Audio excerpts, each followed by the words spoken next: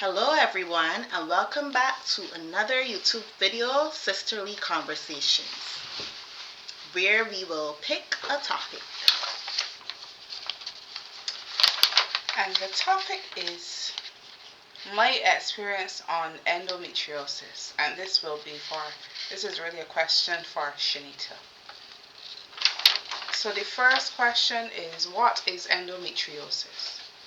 Endometriosis, according to Google, is a chronic condition where tissue similar to the uterine lining, called the endometrium, grows outside the uterus, often on ovaries, fallopian tubes, or bowel, causing inflammatory scarring and severe pelvic pain, especially during periods, and can lead to infertility.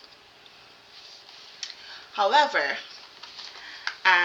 what I can say about endometriosis is it goes past the reproductive system, and it is also a whole body disease affecting more areas than just your pelvis, your uterus, your bowel, your colon, etc., etc. And it can go, some people have it affected in their chest area, some people have it affected in their lungs, and so on and so forth.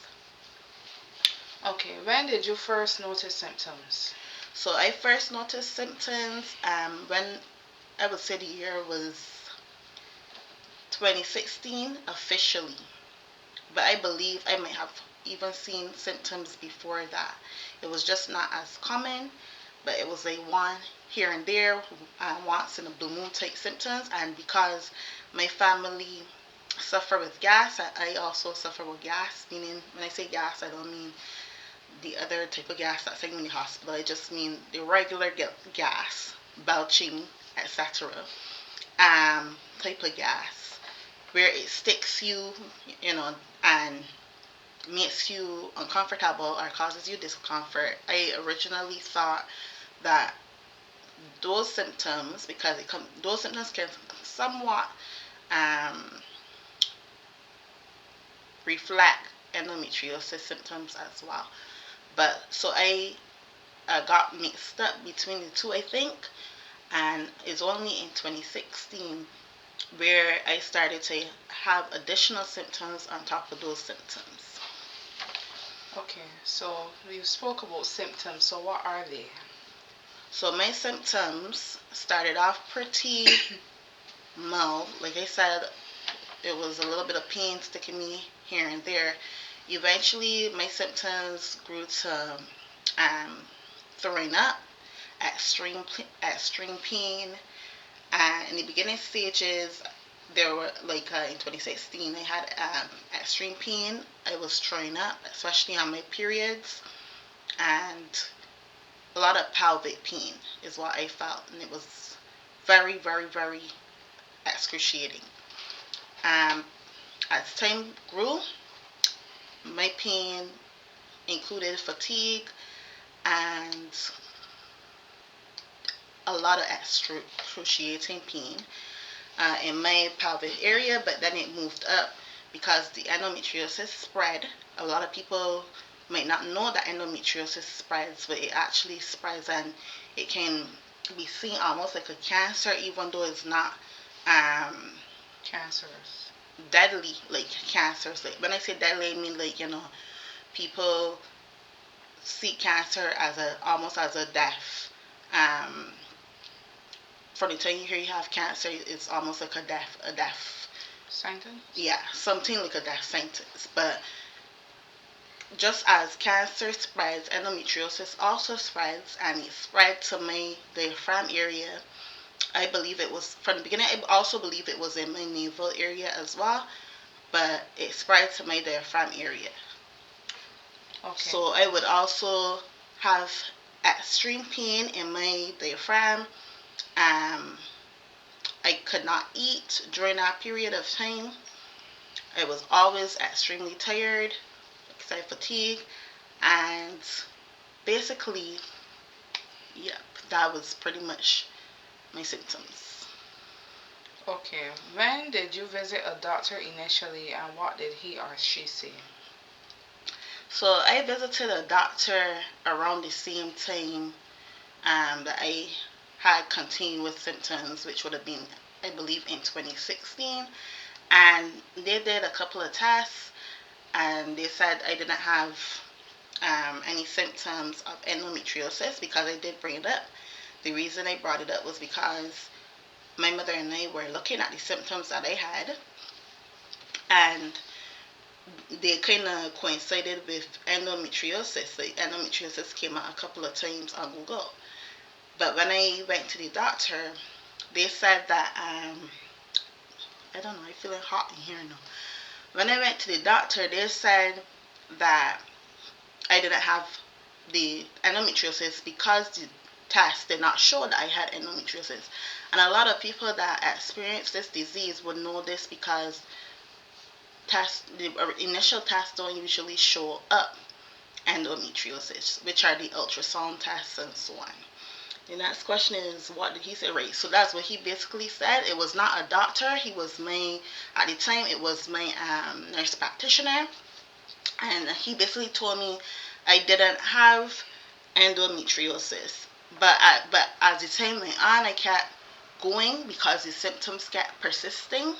So always remember to listen to your symptoms, listen to your gut, and keep persisting because only you know your body. You're your body's best expert. Great advice. How many doctors did you have, and how many tests did you have to do? Way too many doctors. The beginning stages, I had the nurse practitioner. After I kept bugging him a lot, I remember that he sent me to a gynecologist. I remember also, which I'll probably mention this a bit later in another question or so, but I remember also that one of the doctors I saw told me that, oh, these symptoms are in your head, there's nothing wrong with you, we've done all the tests. When she said tests, she meant ultrasound tests. And they were like, oh, there's nothing wrong here, everything seems to be well, you're healthy, etc., etc. But after that, he eventually sent me to a gynecologist. And by the time I saw the gynecologist, actually, before he sent me to the gynecologist, they found a, um, a mass behind my bladder.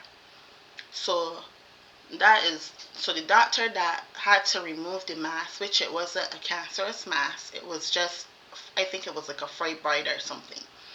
But anyway, when they removed that mass, and it wasn't a big fibroid either, but when they removed it, that's when they found endometriosis. And that was the first time I was diagnosed with it.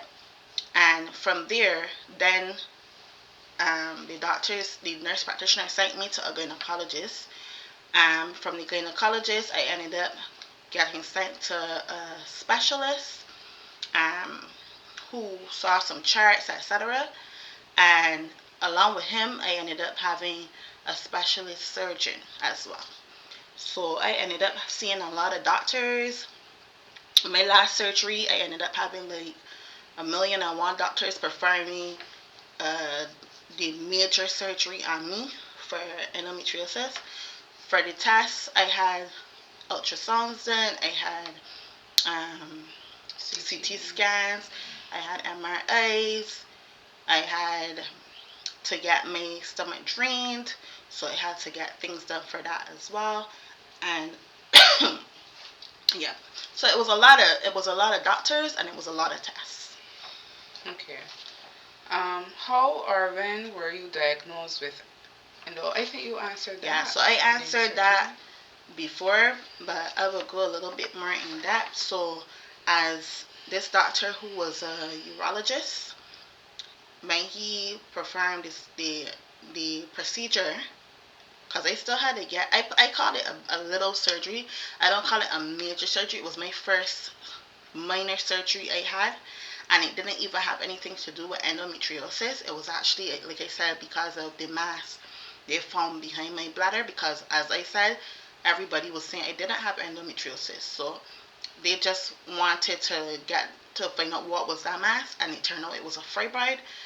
But through him seeing that in his post procedural consultation or whatever you call that, he told me, but I also found endometriosis, so I think you really need to go see a gynecologist to to get more information on this. And I was like, when he told me that, I felt vindicated, because I was like, yeah, this is exactly what me and my mother was researching, where we figured I had from the symptoms. And another point I would have to say is, when I went back to him after the procedure, I was actually on my period. And during my period, the only time I had pain was during my period. And so that was a very common or consistent uh, set of pain, because I had my period every month. My periods were regular. I had a regular 5-day period, and I would also experience excruciating pain around maybe my fourth day of my period, third to fourth day of my period. It's weird, but I knew the difference between period pain and endo pain, because I would always feel the period pain first, which was not as bad. Tylenol could fix it, but when it got to the endometriosis pain, it was just, I can't even explain it. It was just horrible. Oops, sorry about that. So basically, when he told me this, it was like a aha moment, because of what the others was saying. And then he obviously requested that I see a gynecologist. And so yeah, that was my first time of being diagnosed. Okay, guys, so we will break here. This will be Shanita's Endo journey part 1, and we will do part 2 very soon. So please stay tuned. Let us know in the comments how you feel so far about Shanita's journey on endometriosis, and let us know if you would have had experience with a disease, or even with the same endo. And we look forward to seeing you soon. So please like, share, and subscribe. Before Tony went on for a while there just now, so I actually wanted to say something before she goes on to the like, share, and subscribe. So what I wanted to say, just based off of what I spoke about, which I know that a lot of people might have had this experience, but for those of you who have not yet had this specific experience, or might still be in the wandering phase of your journey, just regardless of whatever the symptoms are, whether it's endometriosis or any other disease, just do not dope yourself. Always, um, always represent what you believe. Always, that was my favorite word that I can't remember right now. Always Advocate for your for yourself, because only you know what you are feeling. And I always say that doctors and nurses are professionals by profession. They go to school, they study. I'm not taking that away from them. Um, and they go to school, they study. They might know via the book what certain diseases are, or what, how you might feel, etc., etc. So they're experts in that way. But you are an expert because you are the one that has to deal with the symptoms. You're the one that has to deal with the disease, and you're the one that it's affecting.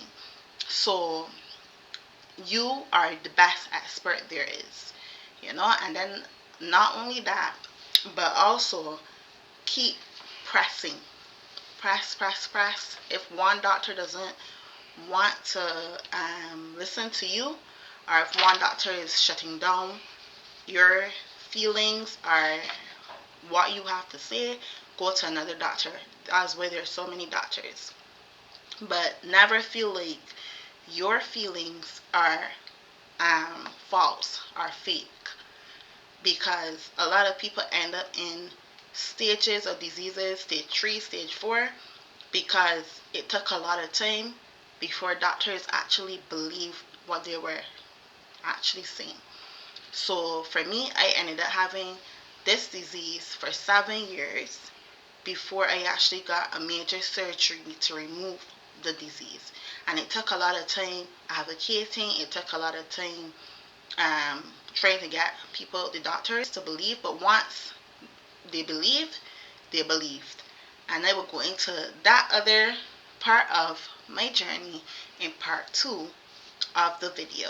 So if you have any questions about endometriosis or about even an experience with a disease, you can let us know in the comment section, and we will answer it to our best ability. Remembering, I'm not the doctor or nurse, just the patient. She's a nurse, but at the same time, she can only give you her opinion, because only your specific doctor or nurse or whoever can give you professional advice, but we can only give you our opinions on the situation. So with that, like, share, and subscribe, and keep looking for our part 2. Bye. Bye.